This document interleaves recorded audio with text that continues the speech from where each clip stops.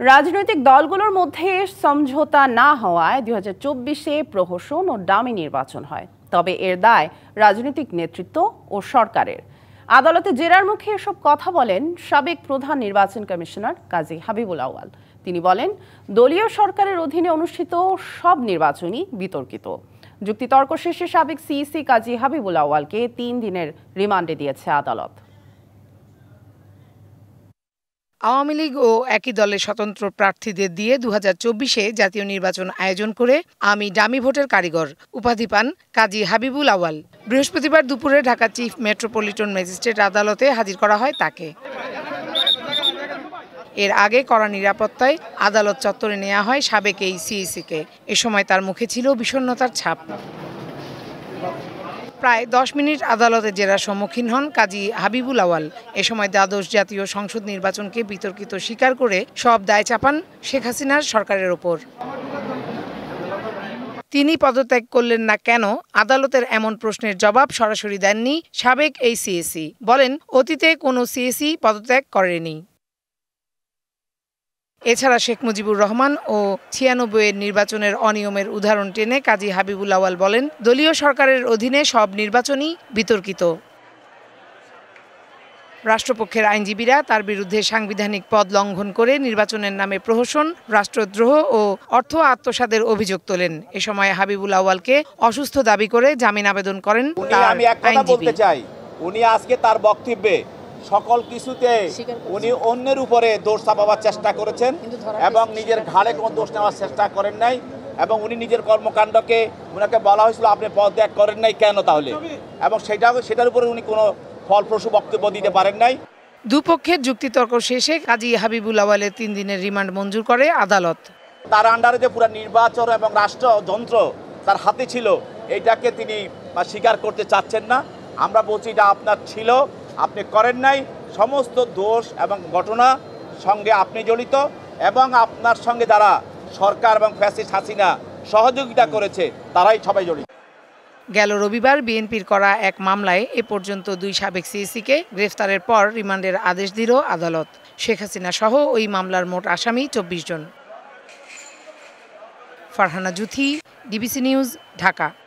সাবেক প্রধান নির্বাচন কমিশনার কাজী হাবিবুল আউয়াল প্রসঙ্গে আরো জানতে অনলাইনে যুক্ত হয়েছেন সাবেক সচিব ও রাজনৈতিক বিশ্লেষক আবু আলম মোহাম্মদ শহীদ খান।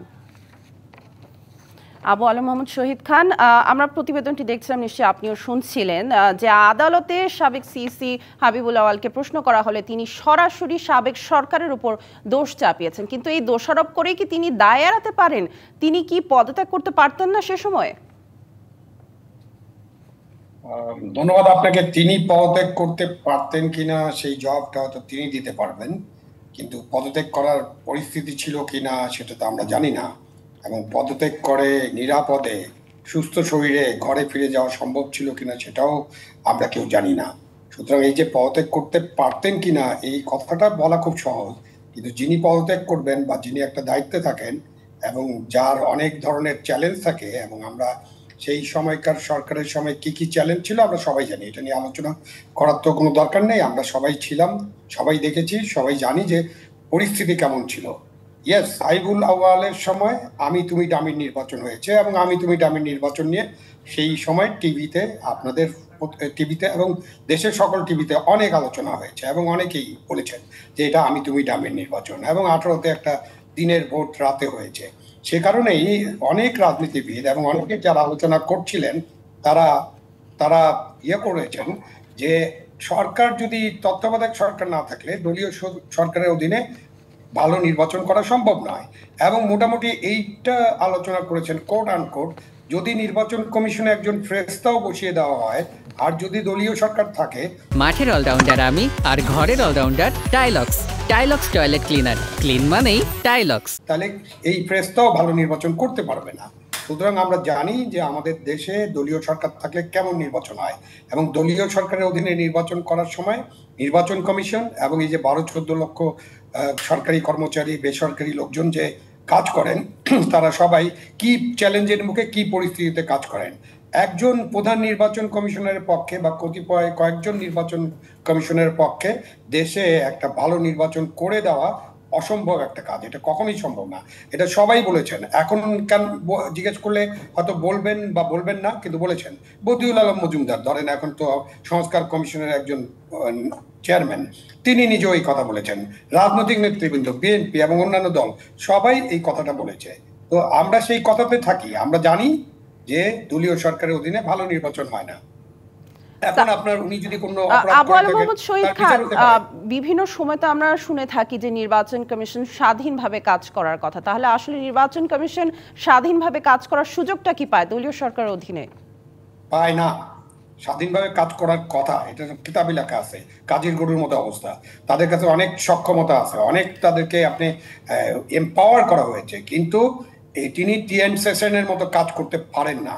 সুতরাং স্বাধীনভাবে কাজ করা নির্বাচন কমিশনের পক্ষে তখনই সম্ভব যখন দলীয় সরকার থাকবে না। এই জন্য আমরা এখনো মনে করি, আমি মনে করি এবং অনেকেই মনে করেন যে একটা তত্ত্বাবধায়ক সরকারের অধীনেই নির্বাচনগুলো হওয়া দরকার। কারণ আমরা তো স্বাধীন ব্যুরোক্রেসি, স্বাধীন পুলিশ সার্ভিস, স্বাধীন জুডিশিয়ারি, স্বাধীন কমিশন তো গঠন করতে পারিনি, করতে পারিনি। আমাদের এটা বড় ব্যর্থতা।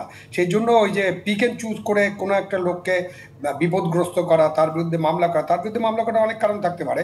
তিনি কোনো যদি অপরাধ করে থাকেন, তিনি কোনো যদি ফৌজদারি অপরাধ করে থাকেন, বেআইনি কাজ করে থাকেন, দুর্নীতি করে থাকেন, নিশ্চয়ই মামলা করবেন।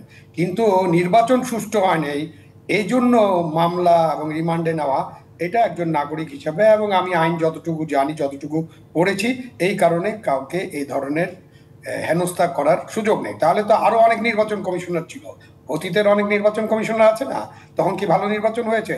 তাহলে সকলকে এখন মামলা করে করে কি আমরা কোথায় নিয়ে যাব? এবং এটা যদি চলতে থাকে কেউ দায়িত্ব নেবেন না। কিন্তু যেমন ডিসিদের যখন ইন্টারভিউ হচ্ছিল, 40% মানুষ, অফিসার ডিসির দায়িত্ব নিতে রাজি হয়নি, ইন্টারভিউ হাজির হয়নি। কেন? কারণ হচ্ছে যে আমি ডিসি হবো, তারপর আমাকে একটা নির্বাচন করতে হবে। নির্বাচনটা যদি ঠিক মতো করতে না পারি, যেটার জন্য ওনার কোনো দায়িত্ব নাই, তখন তো আমাকে হেনস্থা করা হবে। এবং তারপরে আপনি নুরুল হুদা সাহেবের সাথে যেটা হয়েছে, তাকে জুতা পরানো, এরকম একটা বিশৃঙ্খল জনতা সৃষ্টি করে, মব সৃষ্টি করে যে কাজগুলো করা হলো, এখন তো কোনো দায়িত্ব নেবে না। আমি জানি না এখন আবু আল মোহাম্মদ শহীদ খান, একদমই পরিষ্কার আপনি যেটা বলেছেন, বুঝতে পেরেছি। অসংখ্য ধন্যবাদ আমাদেরকে সময় দেওয়ার জন্য।